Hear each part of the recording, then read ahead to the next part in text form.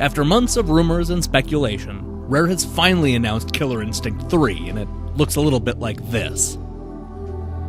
Well, maybe it'll look better when it's done. In any case, let's take a trip back in time and find out what game critics thought of Killer Instinct at the time.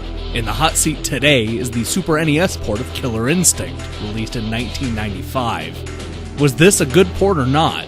Let's see what GamePro had to say. Scary Larry gave the game a 4 out of 5. Despite the score being on the higher end, he did have a few concerns. He admits that gamers expecting the full arcade experience would be slightly disappointed. He does admit that the game is good for players who felt intimidated by the arcade crowd, but wouldn't rank it in the same league as Street Fighter or Mortal Kombat. Electronic Gaming Monthly largely agrees, though all 4 of the critics spend most of their time talking about the technical limitations of the Super Nintendo. Andy notes that the home port doesn't match up. He complains about the loose control and laughable no-mercy rules. He did like that the combos were a little easier to pull off with the Super NES gamepad. All in all, he gave Killer Instinct a 7 out of 10. Scott is a little more forgiving, scoring the game a solid 8 out of 10. He likes the new tournament mode and was impressed with the game's look. At one point he compares Killer Instinct to The Last Blade, one of SNK's best fighting games.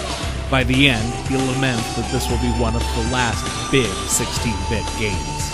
On the other hand, Next Generation magazine wasn't ready to cut Killer Instinct any slack. Of all the reviews, Next Gen is the first to note the controversial combo system. They're also disappointed by the game's lack of ambition, choosing the easy route every step of the way.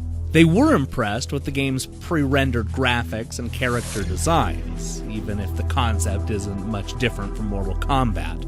At the end, Next Generation worries that the fighting game won't be fresh enough when it eventually hits the Nintendo 64. They're not wrong. When we average together all of the reviews, Killer Instinct gets a reasonable 75%. That's a little higher than I would go, but a lot lower than many of the fans would imagine. Think it's just this port that the critics didn't like? We'll find out soon enough when we check out what everybody thought of Killer Instinct Gold. Until then, make sure and check out defunctgames.com, hit the subscribe button, and leave a suggestion in the comment of what game you would like to see covered next.